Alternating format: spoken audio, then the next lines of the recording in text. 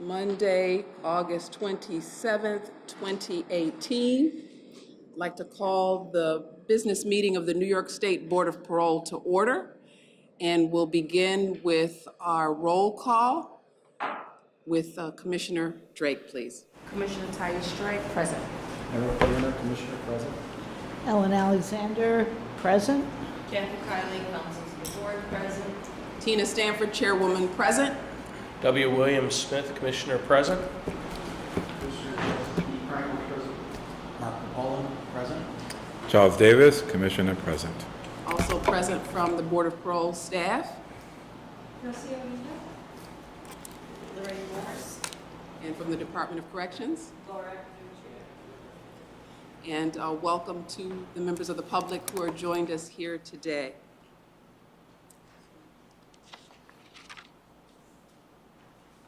I believe everyone has a copy of the July 30, 2018 minutes.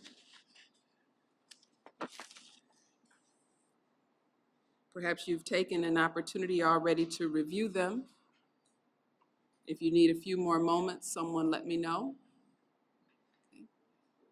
Hearing no request for a little more time, is there a motion with regard to the minutes?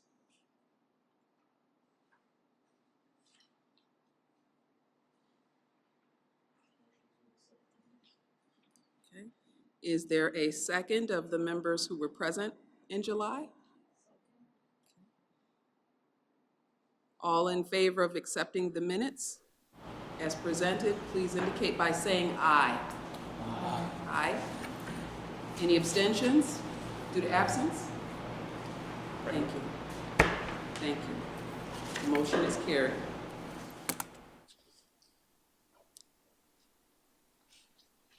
In terms of our old business,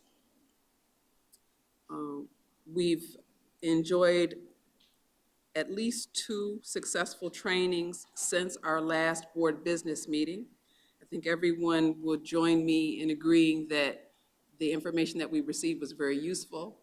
We met some of you for the first time, members of the Department of Corrections and Community Supervision's mental health staff that oversee the department's work in caring for those who have mental health issues within DOC's custody. So I thank you for your attendance to that.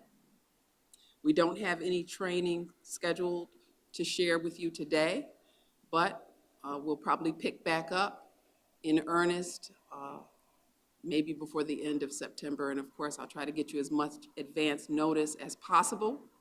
And as you know, we try to plan our trainings for days when we're not scheduled to conduct interviews across the state. So I really appreciate the fact that everyone is in their home office on those training days, which is important for us to get better at doing the work we do.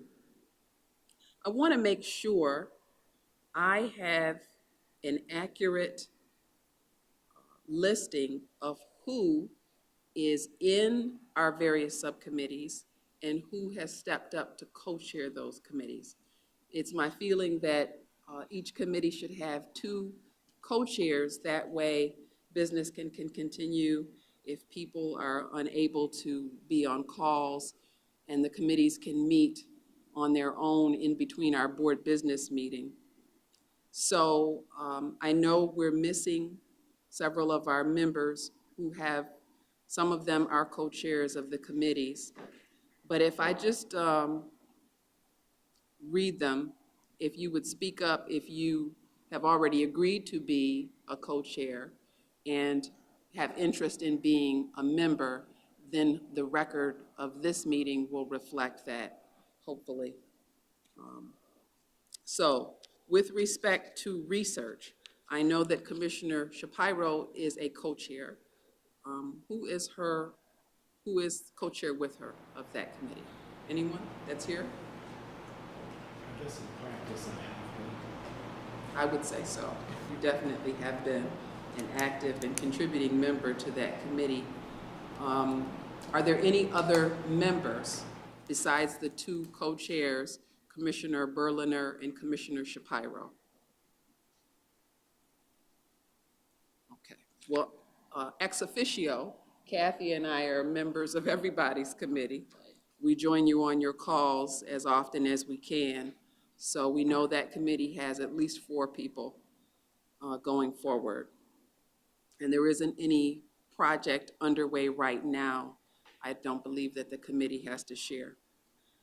The Legislative Committee, again, Commissioner Agostini is a co-chair.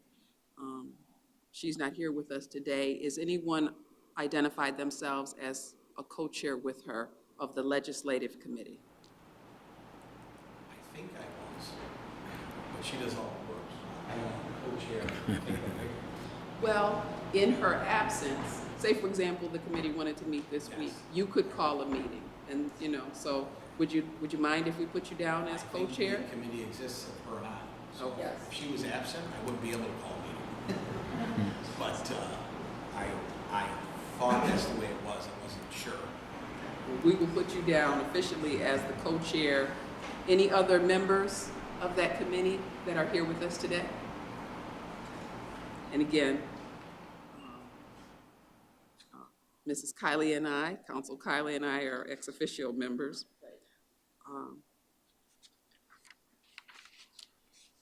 Training. If I'm not mistaken, Commissioner Smith and Commissioner Alexander are our fine co-chairs. Are there any other members of the training committee present today? Okay. All right, Bridge the Gap. I think that probably has a huge membership among us here today. And for that, it is Commissioner Berliner, co-chairing, I believe, with Commissioner Cruz. And the last list I had, well, you just tell me, how many of you here today consider yourself to be members of the Bridge the Gap Committee? Commissioner Krangle? Commissioner Agostini as well. All right, thank you so much. Vulnerable populations or special populations. Our co-chairs are Commissioners Drake and Davis. Any other members of that committee? I believe Commissioner Shapiro at one time was an interested member. Yes. And Commissioner Berliner. Okay. Anyone else? All right. Did I get them all? I think I did. I consider you all to be ex officio members of the accreditation committee.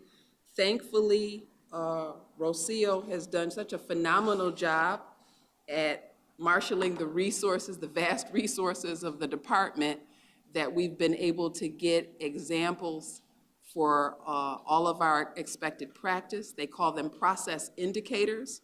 You have the expected practice, which is the standard that the American Correctional Association requires of paroling authorities. Then you have the protocol, which is usually the legislation that establishes that you follow the expected practice. And then you have the process indicators, which is evidentiary proof, usually in the form of some document, that you follow the standard for each of the 3 years that we will be audited for. So we're doing October 1st to the end of September 2015, 2016, 2016, 2017, 2017, 2018. And I think we're doing a great job, Rocio, in making sure we have documentation to show our compliance with all of our standards. And we're close to being ready for our first pre-audit in September, and then our formal audit by the ACA auditors. Many of them represent paroling authorities in other states, and they're selected to travel and to do our audit. And then the formal review of that audit happens in January of 2019. And hopefully I'll be able to be on hand to answer the accreditation committee's questions that they have based on the audit. And I I fully expect we will be reaccredited yet again, and I always like to say this because I'm particularly proud of it. New York State was the first paroling authority accredited by the ACA. And again, we've maintained our accreditation throughout the years. And I think we have survived, I want to say, at least 4 up to now since we were first accredited. It could be more than that, but I'm sure it's at least 4. So I'm very proud of that. It's a distinction that the Board of Parole has proudly maintained since we became an accredited member. All right.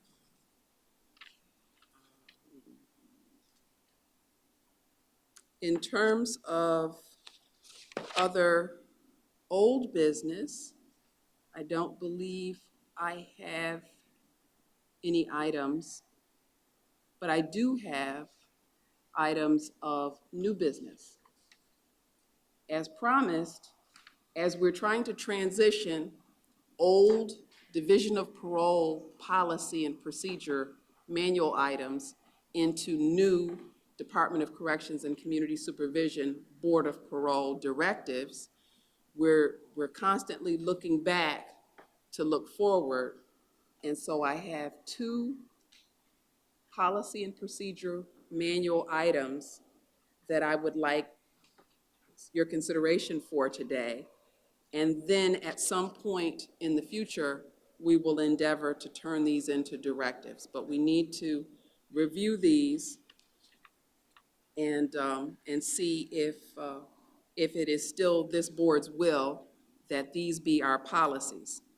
The first I'm going to review with you is visits to correctional facilities. And I'll just read it for the record. This manual item is to provide guidance to the parole board regarding the requirement that they visit correctional facilities at least once every year.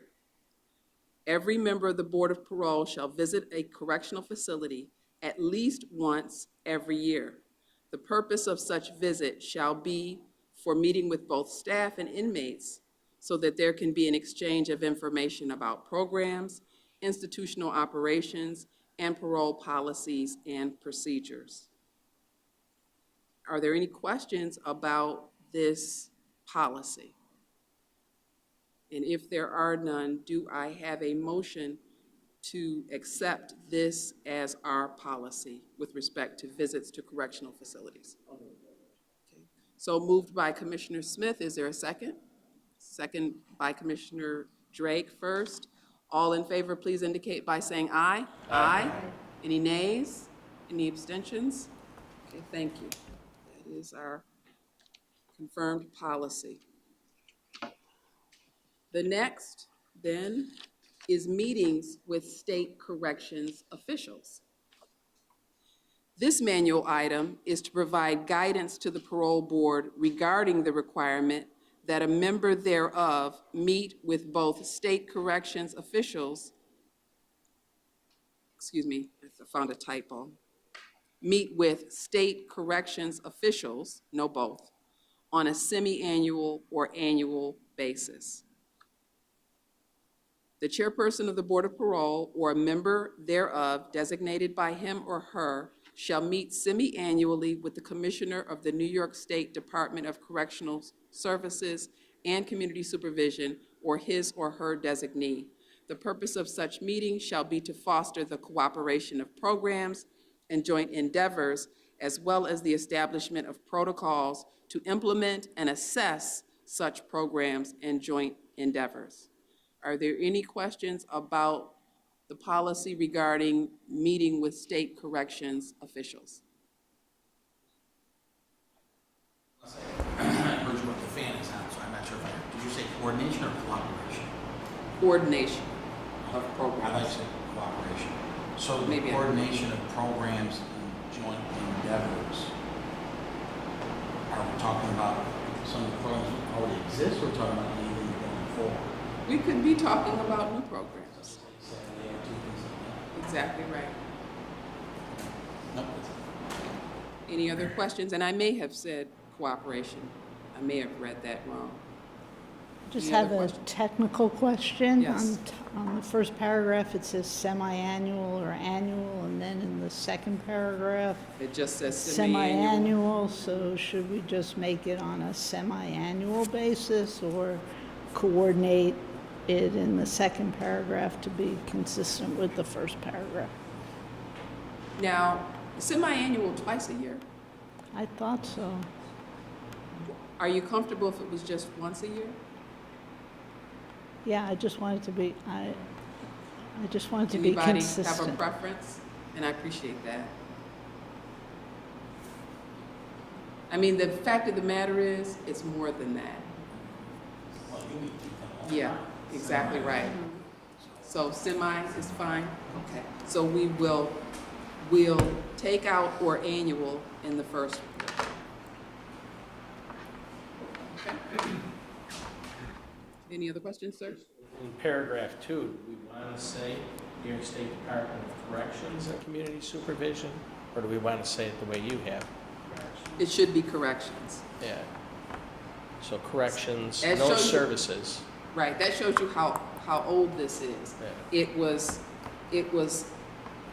a failed attempt to use the old language, Department of Corrections, Departments of Correctional Services, as if it were the new title, which is the Department of Corrections. I'm just thinking if we community do that supervision. now, we don't have to Mhm. do any modifications. Thank you, sir. Anything else anybody sees? All right then, is there a motion with respect to adopting meetings with state corrections officials? All the changes that we've indicated? Thank you. Is there a second? Moved by Commissioner Alexander, second by Commissioner Pola. All in favor, please indicate by saying aye. Aye. Any nays? Any abstentions? Okay, that is carried. And what we'll do, Rocio and I will republish our existing policies that this body has voted on, past and present, so that you all have a good binder full of them until we turn them into directives. And maybe we can add in those that have been made into directives as well, so you'll know what directives the board has created thus far. All right, now, this morning I received a new directive. It's 0510, Apology Letter Bank. This directive was updated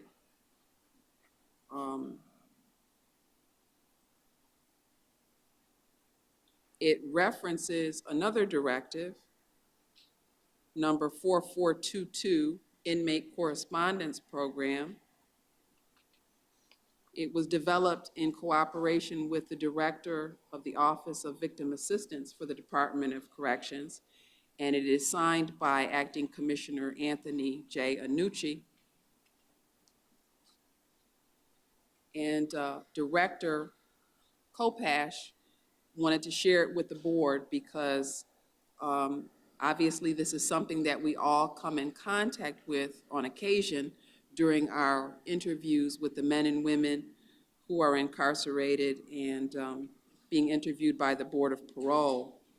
We know that there is this bank where men and women can submit apology letters. This directive describes what happens with those letters. And so she wanted to make sure that you all knew what the new directive outlines as the practice. As I understand it, probably one of the most significant things to be added to this version of the Apology Letter Bank Directive is in section 4 and in section 5.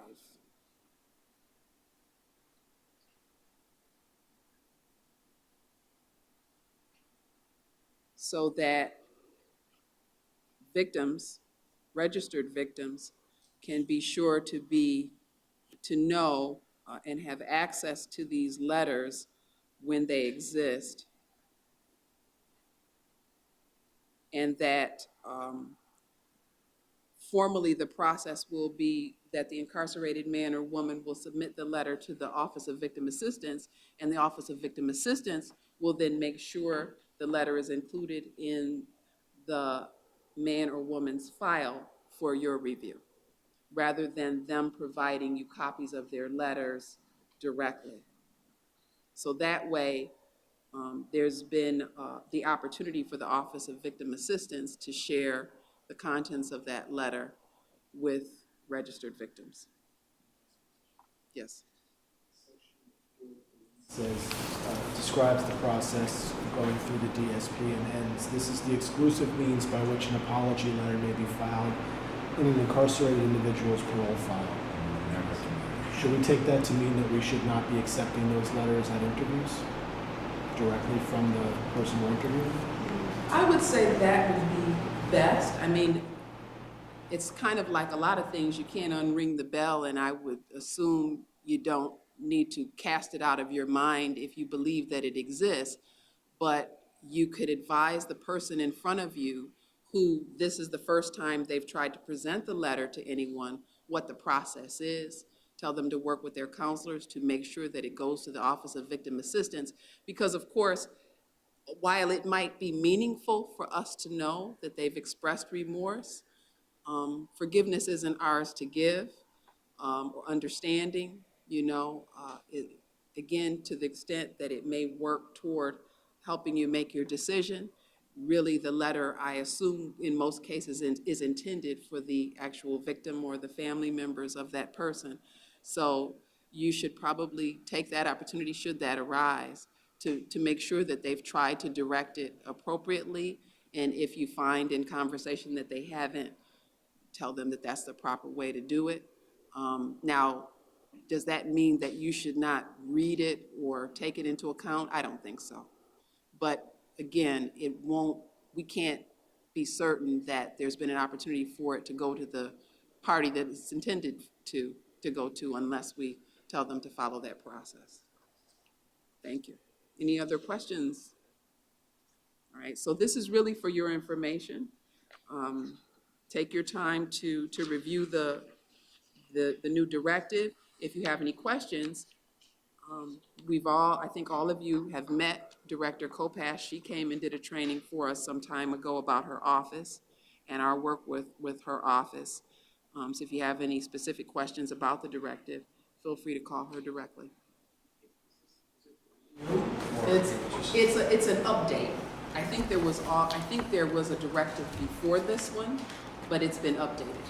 We know what's new. This is new. So that section 4 and 5, I believe are new. And I think that's probably, those are the two that she highlighted to me, 4 and 5. I'm curious about section 3.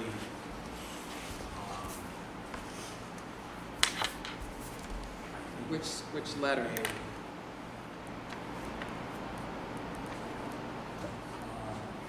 I didn't know that the victims were told that there was a letter that was there. They didn't used to be. That's what I'm saying, so that's new. Yeah, it would appear so. What would be helpful, I say this a lot. But this isn't our Underline, directive. I know, but I was Okay. saying underline new, but I've seen directors from corrections when I was an employee years ago. And they always underline what was new, struck out what was old. Well, again, this isn't our directive, so we weren't directly involved in the variations of it. This is only what's just been published, so it would normally include that, what you're But that, I describing. think, for me, that's one of the most important things, because I always thought that it was, we were left to your own devices, whether you want to check every now and then. I didn't know you could get notified that there had been something deposited in the bank, and if you chose to look, you could. I remember victims that never even knew. So, I think that that's really important. I think that's a good. It is a good change. Yeah, so that's why I'm a little surprised, because I assumed that was new, only because I didn't think that they were new. I thought maybe when they registered, they were told, there's this such thing as an apology bank, you may want to check in 25 years. I don't know, but that's a long time. I didn't know that they were told. I see more and more, inmates doing the apology bank, which is good. It is good. It is good. And I've also told them all the time that we don't know if they've ever even known that you put the letter in. Because we didn't. I know, that's what I'm saying. So if that's new, I think it's good, but that's why I just wanted to know if it was new, because I was under a different impression. I think it is, Mark, but I can't swear to it because I haven't compared this to the original Yeah. either. I've seen So the- she may have made that change in a previous update. This may not be new in this one. Because what happens with the directives is the author of the directive, the Division of Docs that's putting out the directive, every year has an opportunity to review it. And the call goes out from the Bureau of Internal Controls to the authors of these directives to say, it's time for your annual review. Review your directive and let us know if it's fine the way it is or if you need to make changes. So she may have made that change last year, the year before, and we just didn't know. But I agree with you. We were told, the last time I heard her describe the process, it was described as not automatic that the victims would be told there's a letter, that there was something affirmative they had to do to say they wanted to see it. But it is a significant change whenever it happened that now registered victims will be told. Okay, did we, so I don't think we're not voting on this, it's just for your information. Okay. I don't have any other items of new business for the public record. Is there anything else that anyone wants to put in as an item of new business? So we'll move forward. Correspondence, announcements, and invitations. I don't have any presently to share before our next board meeting, but I did want to take just a moment to sincerely thank you. We all know that this is not an easy job. Even those of you who are only just shy of a year of service on this job know that it is a difficult and trying job. But I want to thank you for not heading for the door once you realize just how demanding it is, demanding mentally, demanding emotionally, demanding physically. I want to thank you for sticking it out. I want to thank the senior members, the members who were here when I got here, who are present today, for doing the same, for staying around so that I could learn from you and work with you and see how this is done when it's done exceptionally well. I want to thank you for being professional and compassionate, even when people are not compassionate toward you. I want to thank you for being professional when you are personally attacked and not taking that out on the men and women whose future is in your hands, for being thick-skinned and consummate professionals. I want to thank you for following the law as best you can each and every time with each and every interview. We all know that we are subject to the possibility that if someone isn't satisfied with our decision, they can appeal it. And I am satisfied that the Supreme Courts and the appellate courts around this state look very closely at all of your decisions. And if in fact an appeal has been made and administratively our counsel recommend that we could have done it better or that we did it according to the law, and the person who's made the appeal disagrees and takes it to a higher court, that those courts will review it carefully, and when they have said that we can do it better, again, you take that professionally, and then you proceed to do better. So I thank you for that. I thank you for that. I know that you are all doing your level best to always follow the law, and that if we have been found in any way infirm in that, we leave that to the courts to decide. But barring that, if no court has decided that anyone's done anything that they could have done better, and therefore giving another person an opportunity for another interview, then I am satisfied that you always follow the law. And I want to thank you for that. So I have nothing further to add to this public meeting. And so I would be happy to entertain a motion to enter into executive session to speak about items of litigation with our counsel. Is there something you wanted to, oh, you're moving? And at the end of that, to adjourn our meeting. So that is moved by Commissioner Coppola. Is there a second? Second by Commissioner Berliner. All in favor, please indicate by saying aye. Aye. Okay, thank you very much. We are in executive session. Thank you, ladies and gentlemen, for coming, joining us today.